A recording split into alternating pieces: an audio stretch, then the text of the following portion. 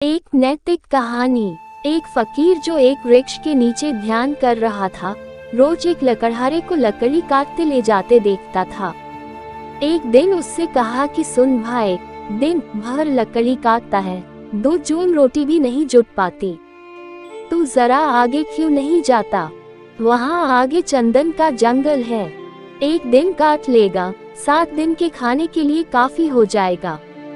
गरीब लकड़हारे को भरोसा तो नहीं आया, क्योंकि वह तो सोचता था कि जंगल को जितना वह जानता है और कौन जानता है। जंगल में ही तो जिंदगी बीती, लकड़ियां काटते ही तो जिंदगी बीती। ये फकीर यहाँ बैठा रहता है वृक्ष के नीचे, इसको क्या खाक पता होगा।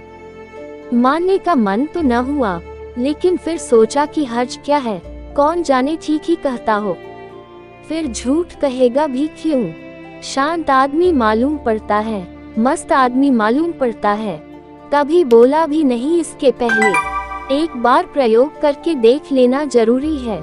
तो गया, लौटा, फकीर के चरणों में सिर रखा और कहा कि मुझे क्षमा करना, मेरे मन में बड़ा संदेह आया था, क्योंकि मैं तो सोचता था कि मुझसे ज्यादा लकड़ियां कौन जानता है, मगर मुझे चंदन की पहचान ही न थी।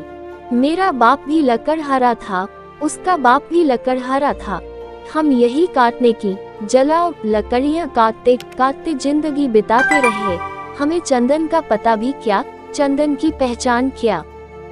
हमें तो चंदन मिल भी जाता तो भी हम काट कर बेच आते उसे बाजार में ऐसे ही। तुमने पहचान बताई, तुमने गंध जतलाई, तुमने परख दी, जरूर जंगल है, मैं भी कैसा अभागा, काश पहले पता चल जाता। फकीर ने कहा कोई फिक्र न करो, जब पता चला तभी जल्दी है, जब घर आ गए तभी सबेरा है। दिन बड़े मजे में कटने लगे, एक दिन काट लेता, 7-8 दिन, 10 दिन जंगल आने की जरूरत ही न रहती। एक दिन फकीर ने कहा, मेरे भाई, मैं सोचता था कि तुम्हें कुछ अक्ल आएगी। जिंदगी भर तुम लकड़ियां काटते रहे, आगे न गए। तुम्हें कभी यह सवाल नहीं उठा कि इस चंदन के आगे भी कुछ हो सकता है? उसने कहा, ये तो मुझे सवाल ही न आया, क्या चंदन के आगे भी कुछ है? उस फकीर ने कहा, चंदन के जरा आगे जाओ तो वहाँ चांदी की खदान है, लकड़ियां वकैया काटना छोड़ो, एक दिन ले आओगे, 2-4-6 महीने के लिए हो गया। अब तो भरोसा आया था, भागा, संदेह भी न उठाया। चांदी पर हाथ लग गए तो कहना ही क्या, चांदी ही चांदी थी। 4-6 महीने नदारद हो जाता, एक दिन आ जाता, फिर नदारद हो जाता। लेकिन आदमी का मन ऐसा मूड है कि फिर भी उसे ख्याल न आया कि और आगे कुछ हो सकता है। फकीर ने एक दिन कहा कि तुम कभी जागोगे कि नहीं, कि मुझे को तुम्हें जगाना पड़ेगा। आगे सोने की खदान है मूर्ख, तुझे खुद अपनी तरफ से सवाल, जिज्ञासा, मुमुक्षा कुछ नहीं उठती कि जरा और आगे देख लूं।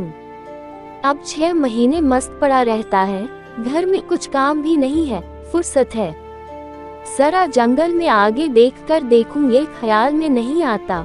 उसने कहा कि मैं भी मंदभागी, मुझे ये ख्याल ही न आया, मैं तो समझा चांदी, बस आखिरी बात हो गई, अब और क्या होगा। गरीब ने सोना तो कभी देखा न था, सुना था। फकीर ने कहा, थोड़ा और आगे सोने की खदान है, और ऐसे कहानी चलती है। फिर और आगे हीरों की खदान है, और ऐसे कहानी चलती है। और एक दिन फकीर ने कहा कि ना समझ, अब तू हीरो पर ही रुक गया। अब तो उस लकड़हारे को भी बड़ी अकड़ आ गई, बड़ा धनी भी हो गया था, महल खड़े कर लिए थे। उसने कहा, अब छोड़ो, अब तुम मुझे परेशान न करो, अब हीरो के आगे क्या हो सकता है? उस फकीर ने कहा, हीरो के आगे मैं हूँ। तुझे ये कभी ख्याल नहीं आया कि यह आदमी मस्त यहाँ बैठा है, जिसे पता है हीरो की खदान का, वह हीरे नहीं भर रहा है, इसको जरूर कुछ और आगे मिल गया होगा, हीरो से भी आगे इसके पास कुछ होगा। तुझे कभी यह सवाल नहीं उठा? रोने लगा वह आदमी, सिर पटक दिया चरणों पर, कहा कि मैं कैसा मूढ़ हूँ, मुझे ये सवाल ही नहीं आता। तुम जब बताते हो तब मुझे याद आता है, ये तो मेरे जन्मों जन्मों में नहीं आ सकता था ख्याल कि तुम्हारे पास हीरो से भी बड़ा कोई धन है। फकीर ने कहा, उसी धन का नाम ध्यान है। अब खूब तेरे पास धन है, अब धन की कोई जरूरत नहीं। अब जरा अपने भीतर की खदान खोद जो सबसे कीमती है। इस वीडियो में आपको कुछ भी अच्छा लगा हो और कुछ सीखने को मिला हो तो प्लीज चैनल को सब्सक्राइब और वीडियो को लाइक कमेंट शेयर करना मत भूलना। हम आपके लिए अच्छे कंटेंट लाते रहेंगे।